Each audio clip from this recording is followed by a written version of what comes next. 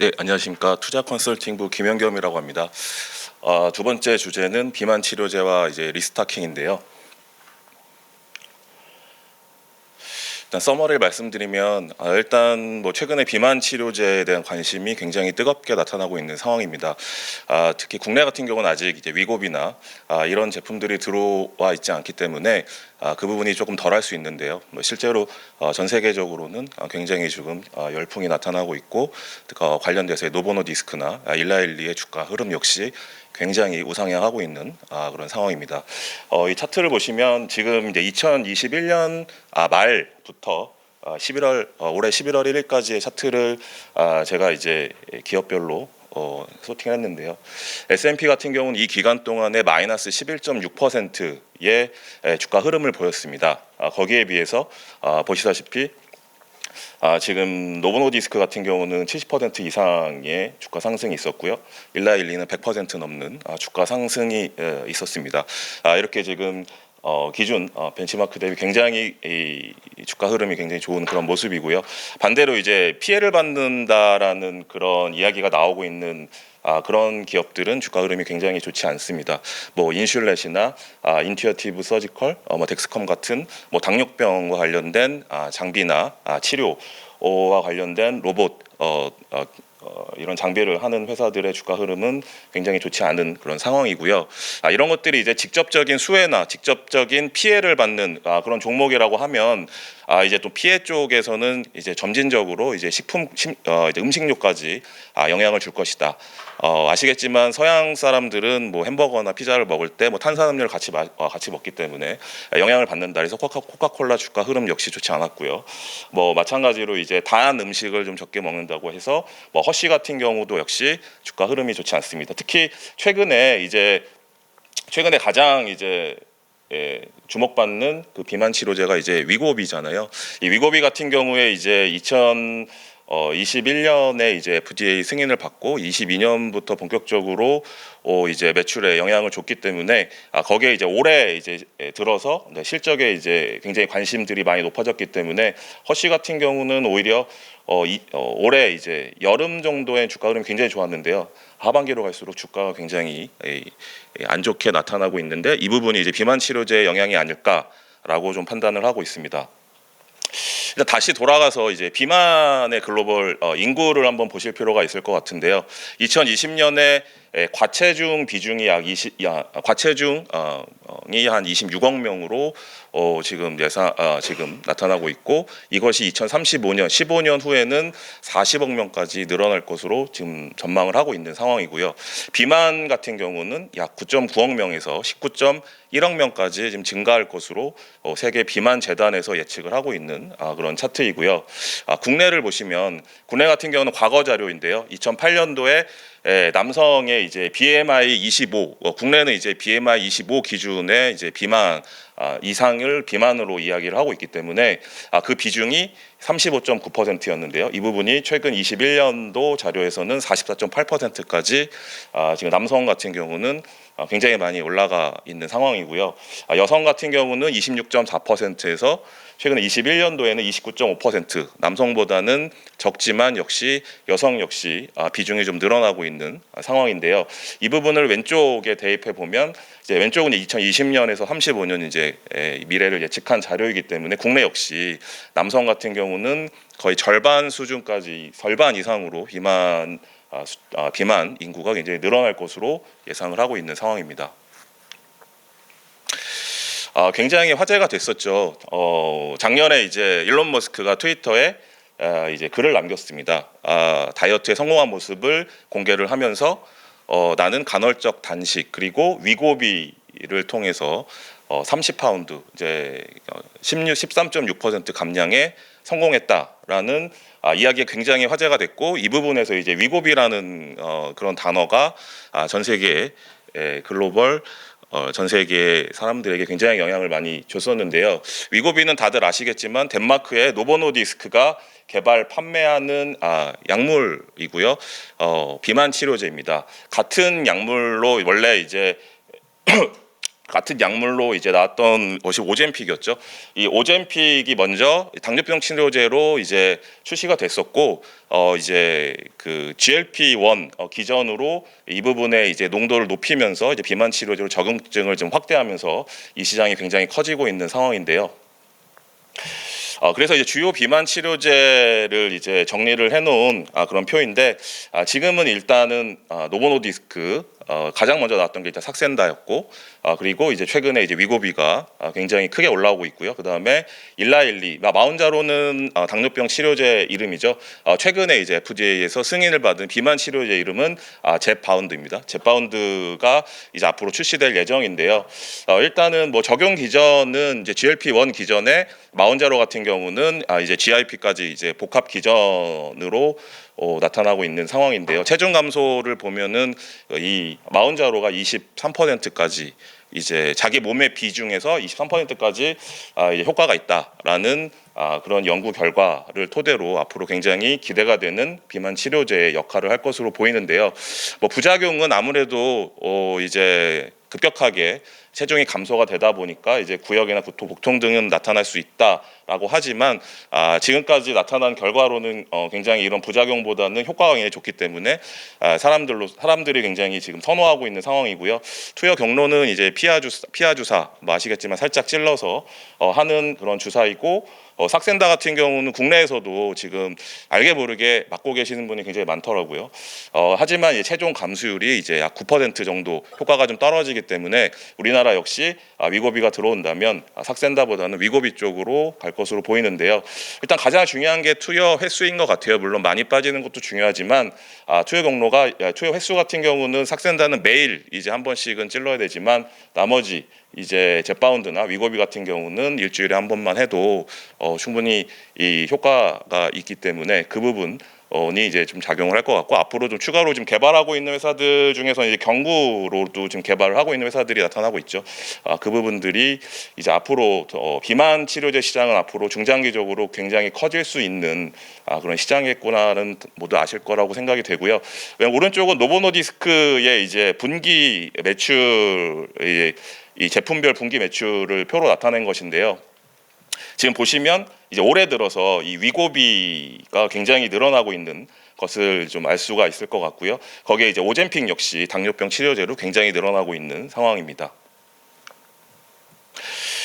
그래서 아까 말씀드렸지만 이제 비만 치료제의 영향에 대해서 시장이 점점 관심을 갖기 시작을 했는데요. 일단은 피해주에 먼저 시장이 좀 반응을 했고, 이제 저는 거기에서 이제 반대급부로 수혜가 받을 수 있는 업종이 뭐가 있을까라고 이제 생각을 해봤는데요.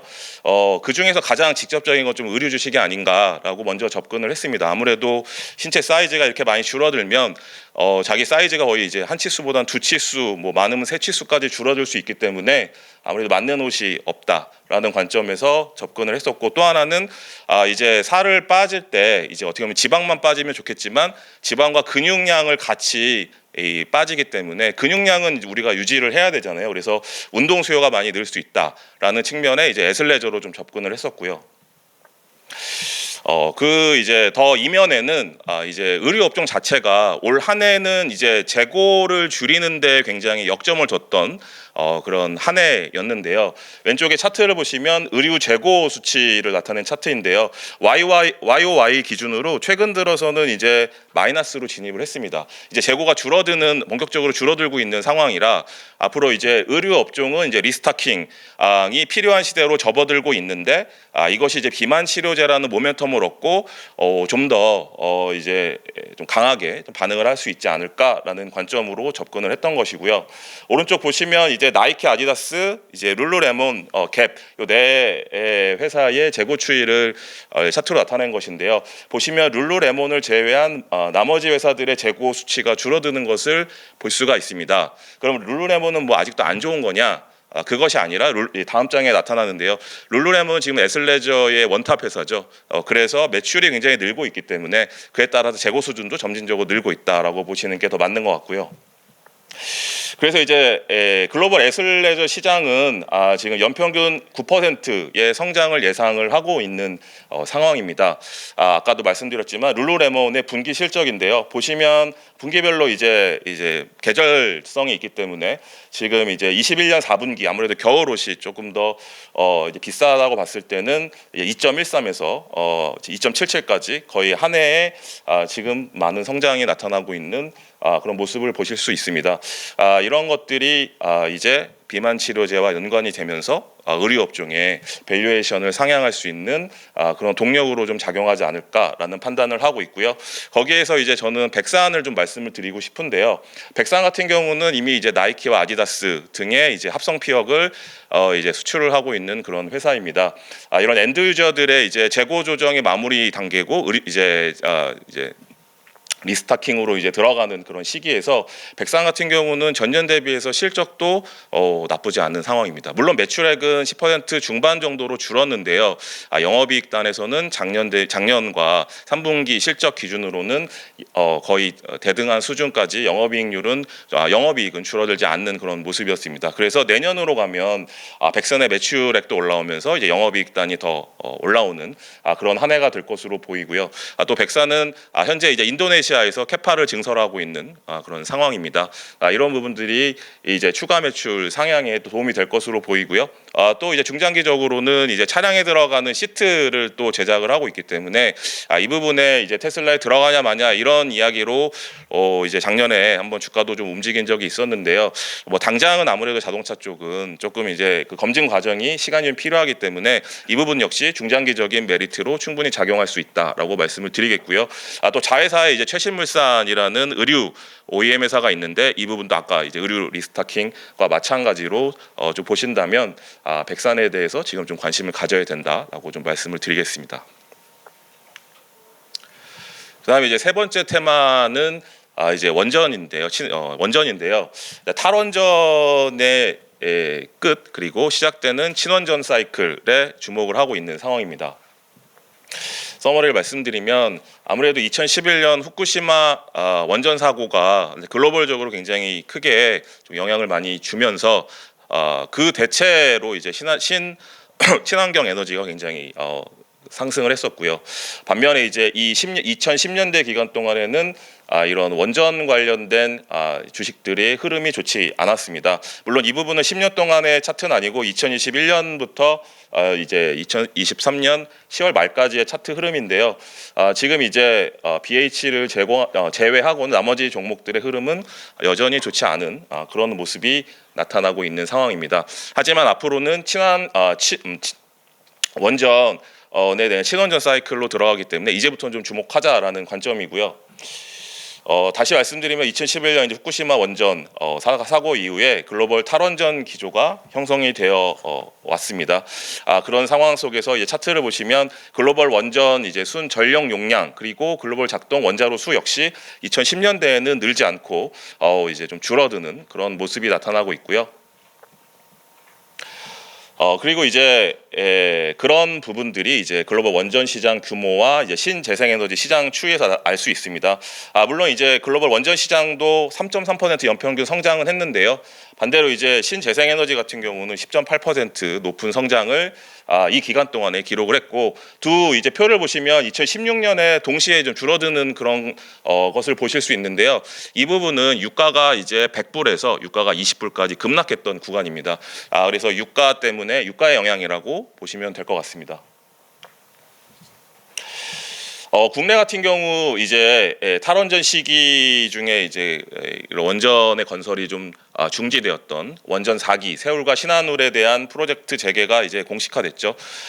이전에 이제 문재인 정부 때 탈원전을 표방을 했지만 이제 현재 정권이 이제 윤석열 정권에서는 다시 이제 친원전으로 방향을 바꾸면서 앞으로 이제 11차, 12차 전력 수급 기본 계획에 신규 원전 추가 건설이 포함될 가능성이 내재되어 있다 이렇게 준비를 했었는데요. 지난 이제 일요일 날 관련된 기사가 나왔습니다. 11차 전력 수급 기본 계획이 연내에 빠르면 공개가 될 것이다라고 이야기가 나오고 있고 이제 신규 전력 수요가 더 커졌기 때문에 이 부분을 담당할 그런 이제 이제 것을 이제 원전으로 할 수 있다. 그러면서 이제 지금 세울은 3, 4기가 지어지고 있는 상황인데 5, 6호기까지 이제 추가로 친원전 이제 원전 관련된 신규 시장이 열릴 가능성을 이제 이번 기사에서 좀 보고 알 수 있었는데요. 지금 이제 이렇게 11차에서 가장 핵심은 데이터 센터인 것 같습니다. 지금 이제 AI 반도체, 뭐 오늘 새벽에 엔비디아 실적도 발표했지만 이런 이제 AI 반도체가 급격하게 성장하면서 데이터 센터의 수요는 기하급수적으로 늘어나고 있는 상황에서 이 데이터 센터는 전력을 잡아먹는 그런 가장 큰 그런 부분이기 때문에 이 부분을 11차에서 전력 수급 기본 계획에 담을 예정이고요. 여기에 있어서 추가적인 그 전력을 이제 원전으로 하겠다라는 것이 지금 정부의 의지라고 말씀을 드리겠습니다. 국내 전력 수요량 전망을 보셔도 2023년 이제 현재 시점에서 2050년 예상이 거의 2배에 다다르거든요. 그러니까 이 부분을 담당할 그런 부분에 있어서 현실적으로 이제 원전이 가장 부각받는 상황이고요. 이제 해외를 보셔도 지금 2010년대에는 이제 탈원전 기조, 친환경 에너지에 대한 강조가 있었다면 이제 러시아 우크라이나 전쟁을 기점으로 유럽 역시 분위기가 좀 바뀌는 그런 상황인데요. 아무래도 이제 EU 국가가 모두 이제 27개국입니다. 이 27개국 중에서 12개국이 지금 원전을 운용을 하고 있는데요. 약 100기를 지금 운용을 하고 있습니다. 그 중에 가장 중심되는 나라는 당연히 프랑스고요. 프랑스 같은 경우는 56기를 현재 운용을 하고 있는 상황입니다. 나머지 국가들도 이제 운용을 하고 있는데 지금 신규로 이제 진입을 원하는 그런 국가들의 이름을 들어보시면 왜 얘네들이 이제 신규 원전을 이제 원하는지를 알 수 있는데요. 바로 폴란드가 중심이고요. 거기에 이제 불가리아, 루마니아, 핀란드 이런 국가들이 지금 신규 원전을 원하고 있습니다. 근데 이런 국가들의 위치를 보시면 바로 러시아 근처라는 걸 알 수가 있어요. 러시아 바로 옆에 이제 핀란드가 있고 또 과거 이제 동구권의 국가들이 이제 몰려 있는데요. 이들 나라들이 원하는 이유는 여러 가지가 있겠지만 가장 지금 러시아 우크라이나 전쟁에 가장 영향을 많이 받는 나라이기도 하고 또 하나는 이제 서유럽처럼 좀 이제 재정이 넉넉하지 않은 그런 어떻게 보면 신재생 에너지 보조금을 이렇게 뿌리면서 산업을 발전시키기가 쉽지 않은 나라들입니다. 이런 나라들을 중심으로 지금 이제 원전에 대한 계획 이런 부분들이 나오고 있고 국내에서 이들 시장을 노리고 있는 그런 상황이라고 보시면 될 것 같습니다. 중동 역시 마찬가지죠. 지금 물론 이제 원유가 이제 80불에서 100불 사이에 움직이면서 사우디를 중심으로 뭐 네옴시티를 중심으로 여러 가지 새로운 사업을 벌이고 있는데요. 이런 사업들의 중심에 일단 전력 수급이라는 그런 것이 이제 중심이고 이 부분에 있어서 다양한 그런 에너지 자원을 이용하려는 그런 노력을 하고 있고 그 중에 하나를 이제 원전으로 보고 있는 그런 상황입니다. 그래서 이제 사우디 같은 경우는 이미 22년에 공식적으로 공개 서한을 통해서 이제 우리나라나 뭐 중국 그리고 프랑스, 러시아 등이 이제 참여를 원하는 그런 상황이고요. 뭐 UAE 같은 경우는 이명박 정권 때 저희가 이제 원전을 이제 건설한 그런 이력이 있기 때문에 UAE 역시 추가로 건설이 된다면 이제 우리나라가 가장 또 하나의 유력한 국가로 작용할 수 있다라고 생각을 하고 있는 상황이고요. 거기서 이제 종목은 BHI를 말씀을 드리고 싶습니다. 아까도 이제 표에서 BHI만 유일하게 시장을 좀 아웃퍼폼하고 있는 그런 표를 보셨는데요. 이 BHI가 가장 강점은 바로 현재 이제 한수원과 이제 미국의 웨스팅하우스가 현재 소송전을 벌이고 있는 상황인데요. 이 BHI는 누가 이제 소송에서 승리를 하더라도 다 고객사로 가지고 있기 때문에 물론 이제 당연히 이제 웨스팅하우스가 만약에 수주를 한다라고 했을 때도 다 아웃소싱을 다 우리나라 기업들에게 많이 주겠죠. 뭐 그런 데 있어서 BHI는 한수원 그리고 웨스팅하우스 이 두 고객사를 모두 가지고 있다라는 장점이 있다라고 말씀을 드리겠고요. 물론 현재는 원전 업황이 악화된 상황이기 때문에 여기에 대한 매출은 현재는 없지만 앞으로 아까 말씀드렸듯이 글로벌로 이런 새로운 그런 원전 수요가 늘어날 때 BHI는 준비가 되어 있는 회사다라고 말씀을 드리겠고요.